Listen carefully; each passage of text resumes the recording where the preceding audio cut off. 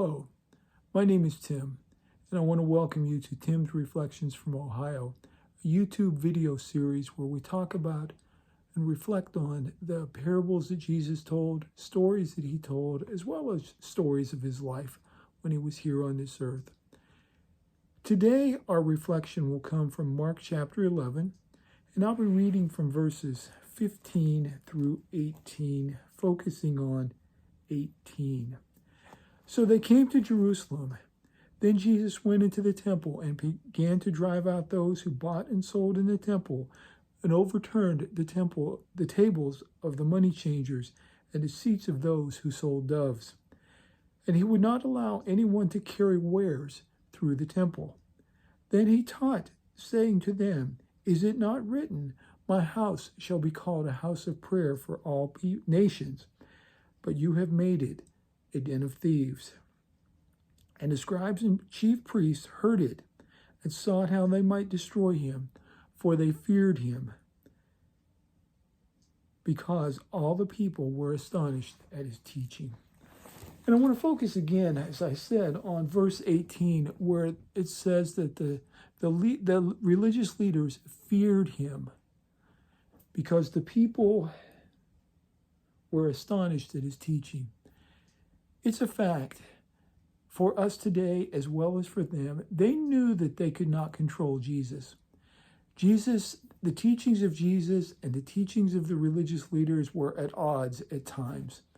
And they knew that the people were following Jesus. They knew they could not control him. And that is why they feared him. And for us today, it's the same thing. We so often get in situations where we feel out of control, and we fear. We're afraid. We fear what we cannot control, or what we think we cannot control. Here's an example. As you know from the title of this channel, Tim's Reflections from Ohio, I live in Ohio. And we have had a big winter storm coming through over the last few days. And for me, as I heard the storm was coming, they were talking about bitter cold temperatures. They were talking about strong winds. They were talking about snow. I grew up with lots of snow. I love snow. I'm okay with that. But it was the bitter cold temperatures and the winds. Because I was thinking, if the winds blow strong enough, sometimes the power goes out. And if the power goes out, there's no heat. And if there's no heat and it's cold enough, the pipes freeze up, all kinds of things happen. And all these things were going over in my mind, and I was praying that God would keep us safe, that he would change something, that he would protect us. And now that it's Sunday and things have calmed down, the snow has quit, the temperature is going up a bit, the winds have died down, things are calming down from this storm, at least here where I live. I'm very thankful, but as I look back on it, I felt out of control. I can't control the wind. I can't control the cold. I can't control the weather. And I was fearful. And it's the same way with us. So many things happen in our lives where we feel like we're out of control. If we feel like we're in control, the bills are coming in, we have plenty of money to pay them in the bank account, we're fine. We don't worry about it. We don't fear, because we feel like we're in control. I have this taken care of. I have this covered. We forget that money that's in our bank account actually belongs to God, and he has loaned it to us to use for his glory. We forget all of that.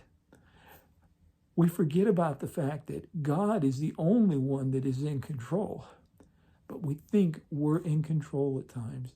And then when there's not enough money in the bank account to pay the bills, when there's not enough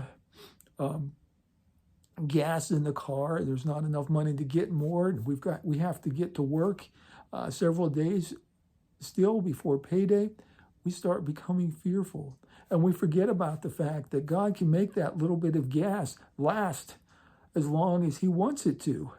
We forget about the miracles that he's worked in the past. We forget about the blessings he's done for us. And that's why, as I've mentioned in other videos, it's important for us to write these things down, to make a journal.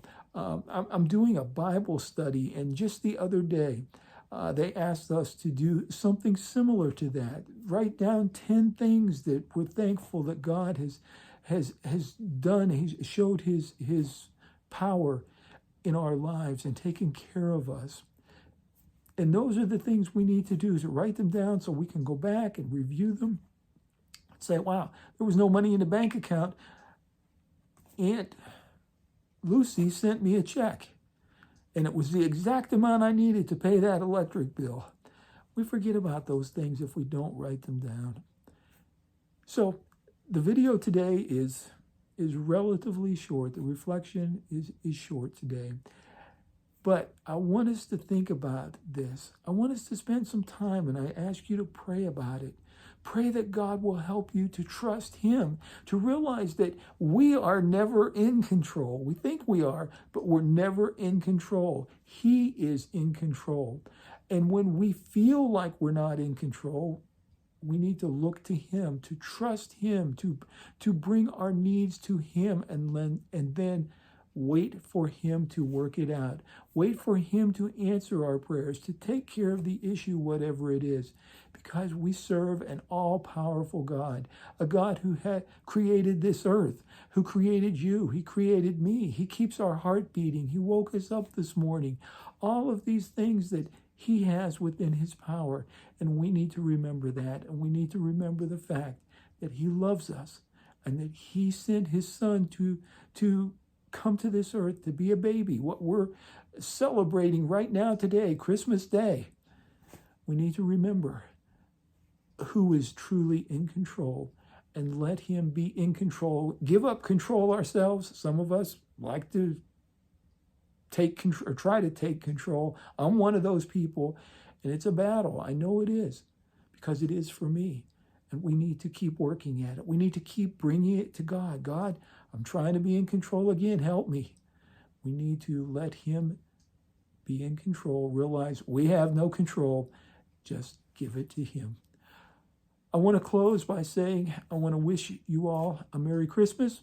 I hope you have a blessed time with family and friends. And I'll see you again on the next video. And remember, God loves you, and he wants to provide for you, take care of you, bless you, protect you, keep you safe. He wants to do all of that and more.